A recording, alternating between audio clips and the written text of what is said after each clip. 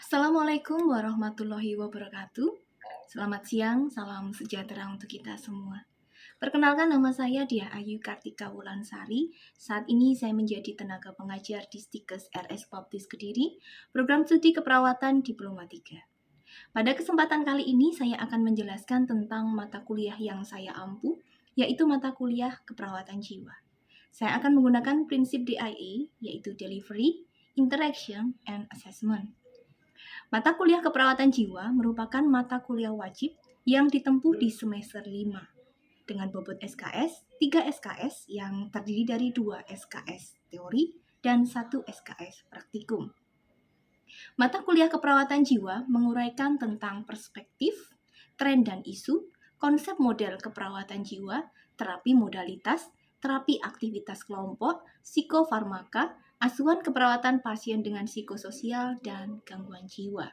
Capaian pembelajaran mata kuliah atau CPMK, hasil akhir yang diharapkan adalah mahasiswa mampu memberikan asuhan keperawatan jiwa dan integrasi keperawatan jiwa dengan benar, sesuai dengan konsep legal etik dan mampu melakukan dokumentasi keperawatan jiwa. Untuk dapat mencapai semua kemampuan tersebut, mahasiswa akan diberikan topik-topik pembelajaran selama 16 pekan, termasuk pekan UTS dan juga pekan UAS. Antara lain, konsep dasar kesehatan jiwa, model konsep keperawatan jiwa, terapi modalitas, konsep terapi aktivitas kelompok, konsep psikofarmaka, konsep asuhan keperawatan masalah psikososial, dan konsep asuhan keperawatan gangguan jiwa. Selanjutnya, saya akan memaparkan bagaimana teknik pengajaran yang saya gunakan di kelas, tetap menggunakan prinsip DIA. Pada poin delivery, saya menggunakan metode pembelajaran tutorial, discovery learning, small group discussion, dan untuk pembelajaran praktikum, saya menggunakan metode DOPS. Referensi melalui buku teks, jurnal, e-book, seperti saya contohkan Outline Psikiatri dari Cooper, keperawatan kesehatan jiwa psikososial, dan saya menggunakan modul praktik klinik keperawatan jiwa dari FPK. Pada small group discussion, mahasiswa akan mengupas tuntas terkait study case yang akan mereka diskusikan dan pasti dipresentasikan secara berkelompok. Nah, mengingat materi keperawatan jiwa perlu menekankan pada kemampuan komunikasi terapeutik, maka setelah ujian tengah semester, mahasiswa akan melaksanakan praktikum dengan metode DOPS atau Direct Observation Procedural Skill. Mereka akan berpasangan untuk melatih komunikasi perawat dan pasien, dan mereka akan belajar menjadi role model. Pada poin interaction, proses interaksi di dalam kelas adalah dua arah, agar menciptakan suasana yang lebih hidup dan menyenangkan. Di awal atau akhir pembelajaran, tidak jarang saya memberikan ice breaking. Itu untuk menyegarkan suasana dan membuat mereka menjadi rileks dalam belajar. Terakhir pada poin assessment, sistem penilaian sesuai dengan pedoman akademik, yaitu SGD 35%, UTS 15%, dan UAS 15%. Terkait poin penilaian ini, sudah disampaikan ke mahasiswa pada awal pembelajaran, saat menjelaskan RKPS pada awal sebelum perkuliahan dimulai. Berikut adalah cuplikan video pembelajaran pada mata kuliah yang saya ampu, yaitu keperawatan jiwa. Selamat menyaksikan. Assalamualaikum warahmatullahi wabarakatuh. Waalaikumsalam warahmatullahi wabarakatuh. Selamat pagi, salam sejahtera untuk kita semua. Hari ini kita bertemu lagi untuk materi atau topik keperawatan jiwa dan bagaimana konsep keperawatan jiwa kehilangan dan bagaimana. Sebelum menginjak lebih jauh, mari kita berdoa dulu sesuai agama dan kepercayaan masing-masing. Semoga dilancarkan untuk hari ini. Mari kita berdoa.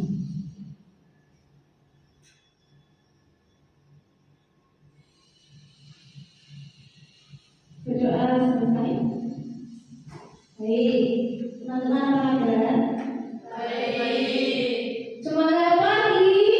Siap semangat, Des. Masih 80%. Semangat pagi. Siap semangat, Des.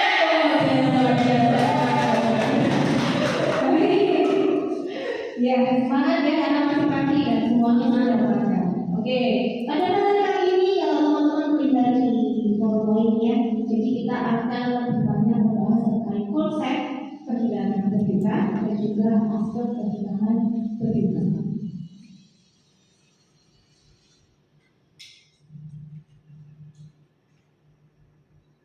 Oke, kita referensi awal dulu ya. Referensi awal dulu. Teman-teman masih ingat di pertemuan sebelumnya apa yang kita pelajari?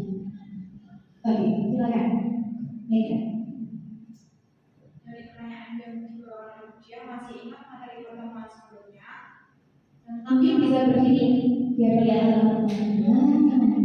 Silakan. Kita referensi dulu materi yang sebelumnya kita pelajari. Dari materi awal yang kedua, yaitu masih ingat materi pertemuan sebelumnya. Yang pertama, terapi aktivitas kelompok dalam asuhan keperawatan jiwa meliputi yang pertama manfaat terapi aktivitas kelompok, yaitu meliputi terapeutik khusus dan rehabilitasi. Yang kedua, tujuan dari terapi aktivitas kelompok yaitu membangun hubungan serta membangun perilaku destruktif dan maladaptif.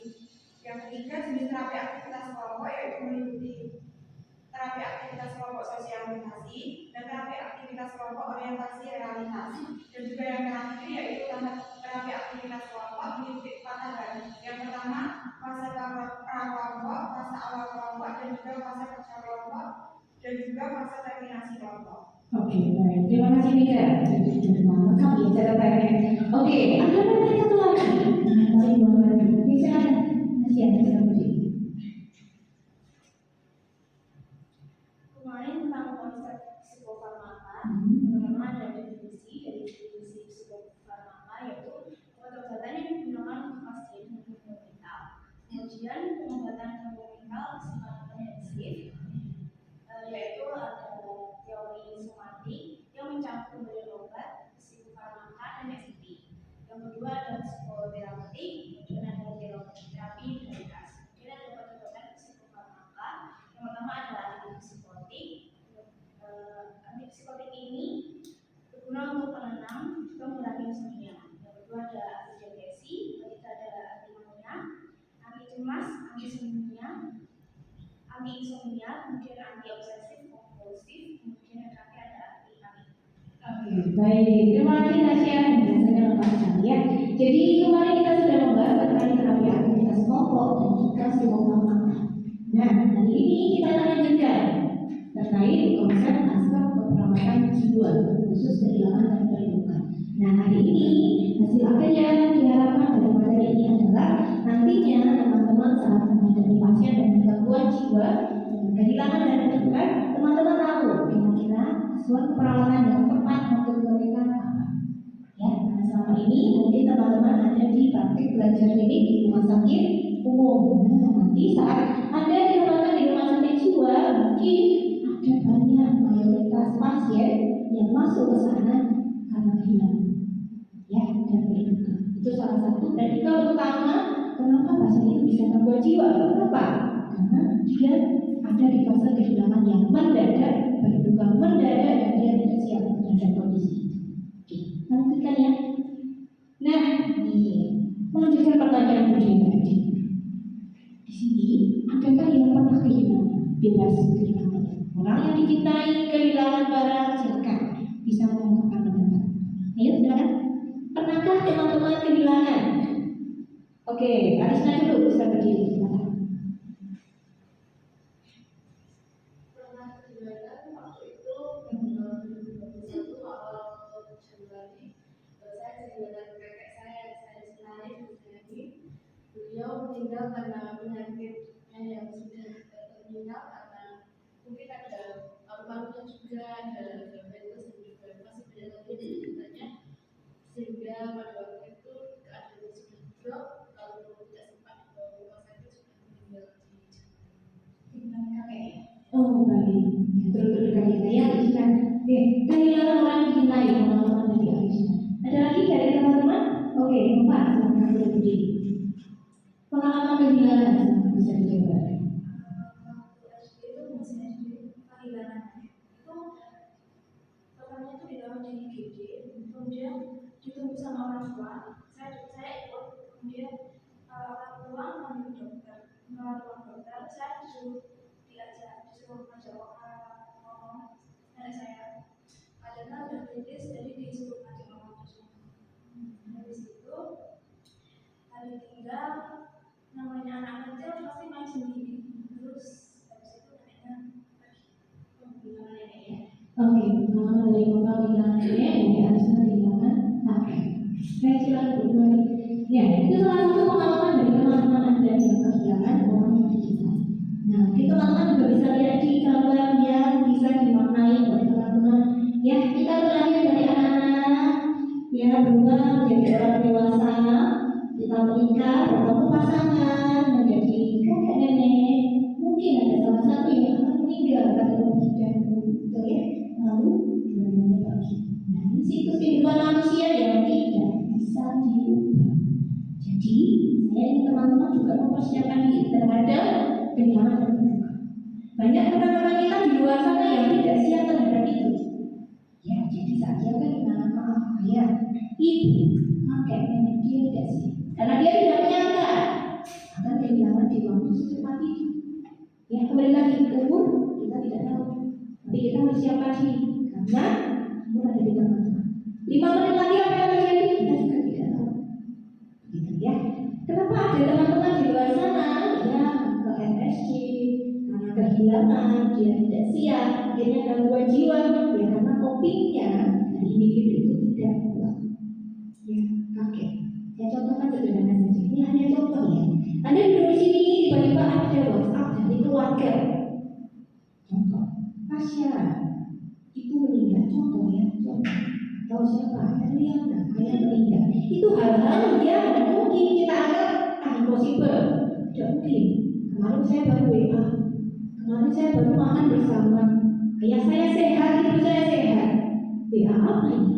Denial of ya, apakah langsung percaya? Tidak. Tapi setelah ada cross check, ternyata hal itu terjadi, respon tiap anak akan berbeda. Ada yang siap, ada yang tidak. Ada yang langsung menangis, dan juga yang tidak. Karena dia masih percaya ibu masih hidup, ayah masih hidup sebelum melihat betul-betul kondisi di rumah. Ya, itulah hal yang menjadi karakteristik dari individu. Oke, kita lanjutkan. Nah, kehilangan loss adalah situasi aktual yang saya merah. Ketika individu terpisah dengan sesuatu yang sebelumnya ada, nah ini namanya kehilangan. Ya, kita di rumah bertemu keluarga lengkap, tiba-tiba berkurang satu, ada rasa kehilangan di situ. Yang sebelumnya ada menjadi tidak ada. Anda harus beradaptasi kondisi dengan ketiadaan orang yang Anda sayang itu, atau kehilangan barang. Ya, punya HP bagus, tapi tiba-tiba hilang. Anda harus adaptasi besoknya pakai HP mungkin ya tidak lebih bagus dari yang hilang, seperti itu. Ini yang membuat orang-orang kecewa, kehilangan hal yang sebelumnya ada. Oke, next. Nah, ini betul-betul kehilangan ya. Ada aktualus atau nyata, atau ada persiklus yang dirasakan. Ini bisa kita bedakan. Yang namanya kehilangan nyata, yang nampak di situ. Ya, kehilangan anggota tubuh, amputasi, nyata, kehilangannya nampak. Bedakan dengan yang kedua, kehilangannya dirasakan. Contohnya apa? Kehilangan harga diri, minder. Kalau orang itu pintar sekali menyembunyikan perasaan, tidak ada yang tahu kalau dia minder, tidak ada yang tahu kalau harga dirinya rendah. Nah, bisa dilihat bedanya dari dua hal di depan. Jadi bedanya, kalau kehilangannya dirasakan, ya hanya dirasakan oleh orang yang mengalami kehilangan. Kalau nyata di poin 1, maka kehilangannya bisa. Oke, next. Anticipatory loss. Nah, ini saya contohkan langsung ya. Klien yang menderita sakit terminal. Ada perbedaan. Orang-orang yang sudah tahu mungkin hidupnya pendek karena kanker dan lain-lain, dia sudah mengalami kehilangan. Kenapa? Karena dia mempersiapkan diri untuk kehilangan diri sendiri atau kehilangan orang yang dicintai. Kenapa? Prognosis dokter 2 tahun misalnya, atau 6 bulan. Nah, di situ kehilangan mulai terjadi. Dia akan mempersiapkan diri, bisa meminta maaf kepada orang yang dulu pernah dilukai, berbuat baik. Kenapa? Karena merasa hidupnya pendek. Nah, bedakan dengan kita. Ya, bedakan dengan kita. Kita belum antisipatory loss. Kenapa? Karena kita tidak tahu kapan kita akan hilang. Ya. Oke, next. Ini jenis kehilangan ya. Objek eksternal,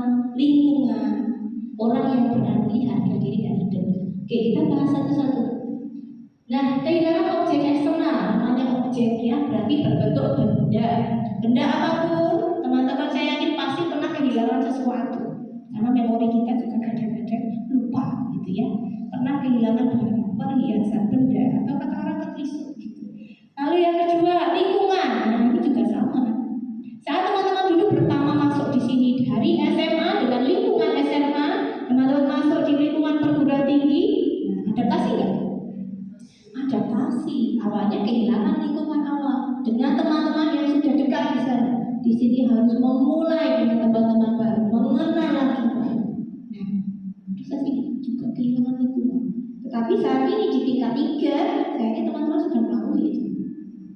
Ya, karena lingkungannya sudah dikenal. Ya, oke. Next, seseorang. Nah, tadi yang saya sebutkan di awal. Nah, ini jadi kehilangan ya. Kalau seseorang pasti dari ada menjadi tidak ada. Atau kata lain, meninggal atau pergi ke tempat yang jauh. Itu juga sama, bisa dianggap sebuah kehilangan. Jadi kehilangan di sini luas ya maknanya. Bisa kehilangan diri atau nyawa, bisa juga kehilangan orang yang sebelumnya ada atau mungkin dia kerja jauh sehingga kita tidak pernah bertemu lagi.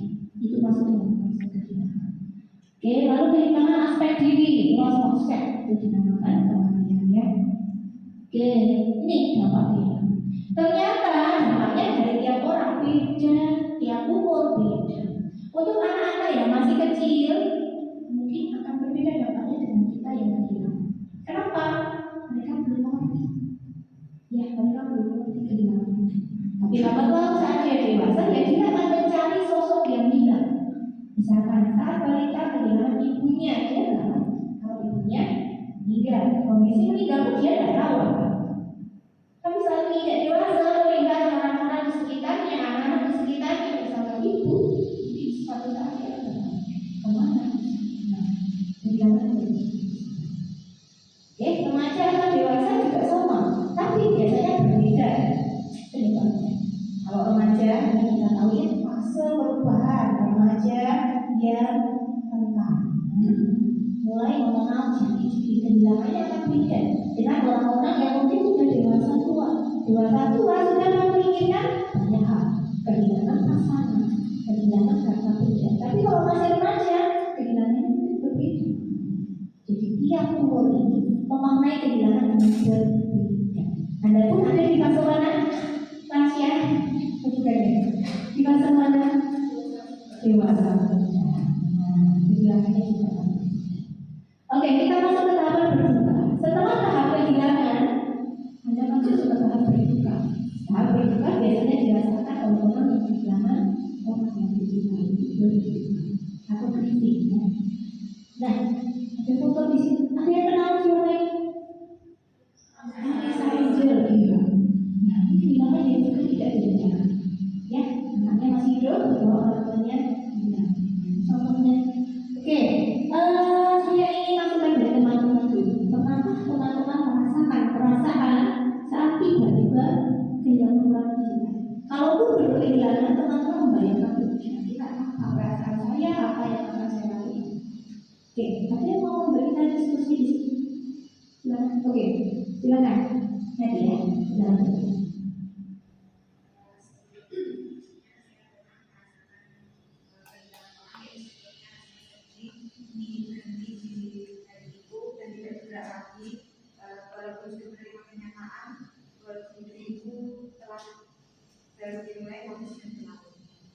Luar biasa.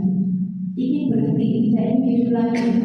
Itu salah satu respon dari rekan Anda. Saya ini respon Anda yang lain juga akan berbeda. Oke, ada masukan lain? Silakan. Oke, berdiri ya. Sangat bisa berdiri.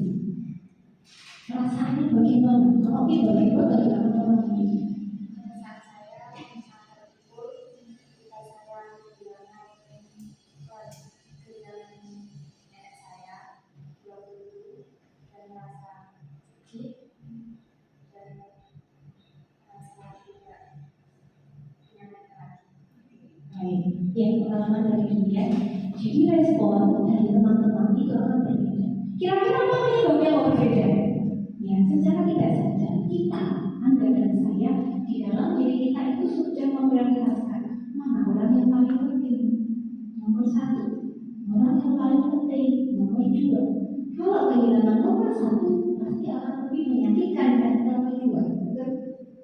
secara tidak sadar Anda sudah menceritakan.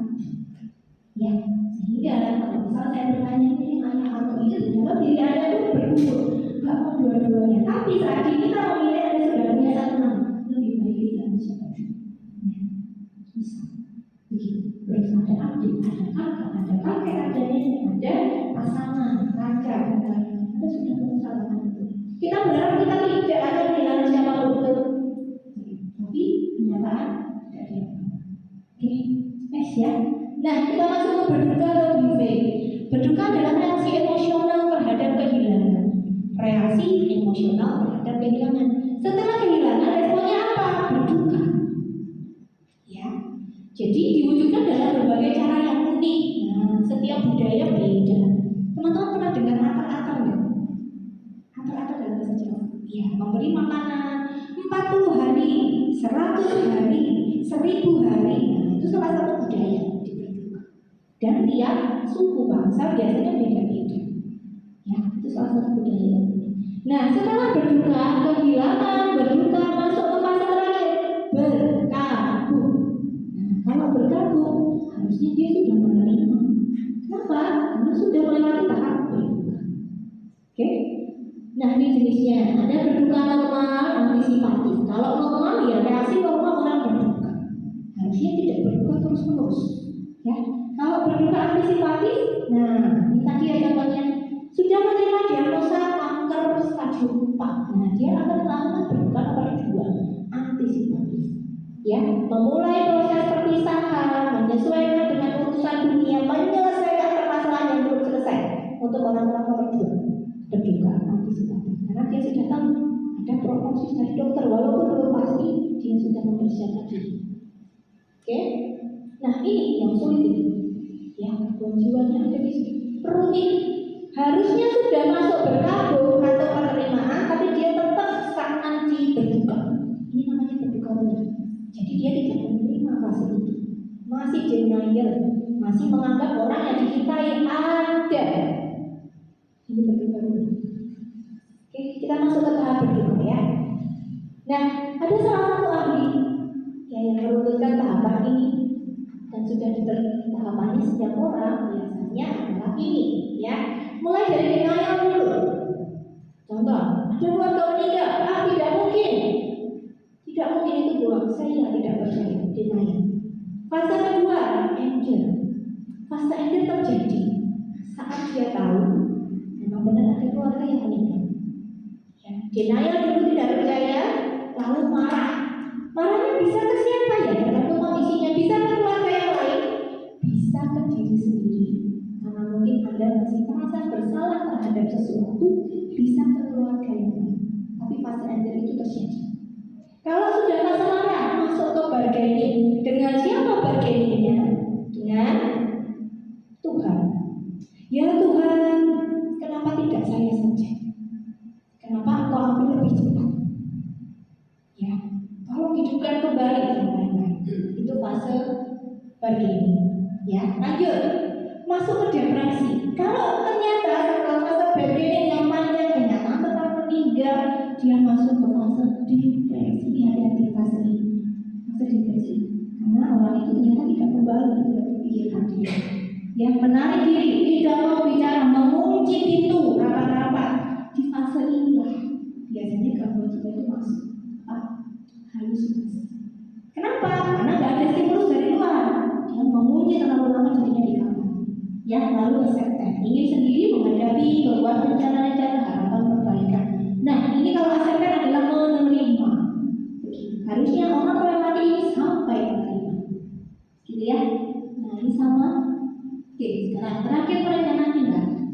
Oke, lalu apa yang harus dilakukan? Pasti kita harus membina hubungan saling percaya. Dengarkan pasien berbicara. Justru orang yang berduka jangan ditinggal sendiri. Kalau sendiri pikirannya kemana-mana. Ya, kamu dekati, kamu ajak ngobrol, beri penguatan. Ya, keperawatan jiwa dalam komunikasi tertutup. Lalu memberi dorongan agar pasien mau mengungkapkan perasaannya, jawab pertanyaan, tunjukkan sikap menerima. Sudah, intinya itu. Jangan sampai dia mengunci diri terlalu lama di kamar. Ya, itu resiko terhadap gangguan psikososial. Oke, nah kita masuk ke kesimpulan. Misalkan,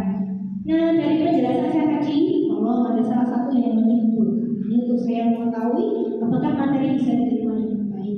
Silakan ada yang mau beri kesimpulan? Oke, silakan bisa berdiri. Kesimpulan pada materi hari ini. Saya akan mengulang materi hari ini yang saya dapat dari penjelasan dari dia. Pasien itu, setiap pasien yang gangguan jiwa itu biasanya terjadi karena kehilangan yang mendadak. Kehilangan mendadak itu bisa terjadi karena kopi pada individu tersebut tidak kuat. Kemudian menurut apa yang dijelaskan dia tadi, kehilangan itu adalah situasi ketika kita berpisah dengan hal yang sebelumnya ada pada diri kita. Ada beberapa bentuk kehilangan, ada 3 bentuk kehilangan. Yang pertama tadi ada kehilangan yang nyata, kehilangan yang dirasa, dan antisipasi. Saya, oke, pertama bahasa ini. Baik, karena sudah dipaparkan oleh saya juga, teman-teman semuanya juga memahami secara besar kesimpulan dari hari ini. Oke, Q&A. Waktunya membuka diskusi. Adakah kira-kira yang belum jelas ditanyakan? Saya membuka untuk pertanyaan. Silakan. Oke, Diana. Saya dari Diana, izin bertanya kepada dia mengenai teori Kubler-Ross. Apakah setiap orang mengalami suatu fase berduka secara umum? Baik. Ya, pertanyaannya bagus ya. Apakah setiap orang sesuai dengan Kubler-Ross itu akan putus sesuai dengan runtutan fase atau tahap berduka tadi ya? Oke, kembali lagi, setiap orang kehilangan orang yang dicintai itu prioritasnya berbeda-beda. Ya, tahap berdukanya akan berbeda. Ya, kalau sesuai dengan Kubler-Ross yang sudah dibuktikan dengan penelitian, memang setiap orang akan melewati tahap itu. Tapi tahapnya dan berapa lamanya itu tiap orang personal beda. Ya, kenapa berbeda? Dikarenakan kalau kehilangan orang tua dan kehilangan tetangga, dia akan melewati tahapan itu, tetangganya dekat, tapi tahapannya mungkin tidak akan selama dia kehilangan orang tua. Paham ya maksud saya? Rentang kehilangan itu. Terus, apakah secara runtut akan terjadi pada setiap orang? Ya, kalau sesuai penelitian akan runtut, tetapi tidak menutup kemungkinan setiap personal dia akan melewati beberapa tahap.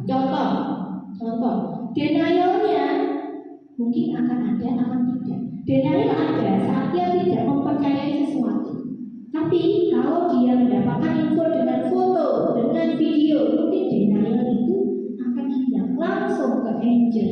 Kenapa? Karena dia sudah dapat bukti kalau betul-betul bilang ada yang meninggal. Denialnya mungkin kecil. Ya, kalau terjadi denial tapi hanya beberapa menit. Hal-hal seperti ini tiap personal akan berbeda. Kondisinya kehilangan juga berbeda. Begitu. Jadi runtut tidaknya, lama tidaknya sesuai dengan karakteristik individu. Siapa yang kehilangan, makna orang itu terhadap orang yang dia cintai akan berbeda. Gitu ya? Oke, sudah jelas? Baik. Nah, terakhir ini. Baik, teman-teman, adakah pertanyaan lagi? Sudah cukup? Baik, saya harap materi hari ini dapat bermanfaat ya untuk teman-teman semua, terutama nanti saat kita akan rumah sakit jiwa, kita akan melakukan suatu perawatan pada pasien masker, berduka kehilangan, dan teman-teman mengerti apa yang akan dilakukan. Baik, kalau tidak ada pertanyaan lagi, saya tutup pertemuan hari ini. Semoga bermanfaat. Silakan disilakan.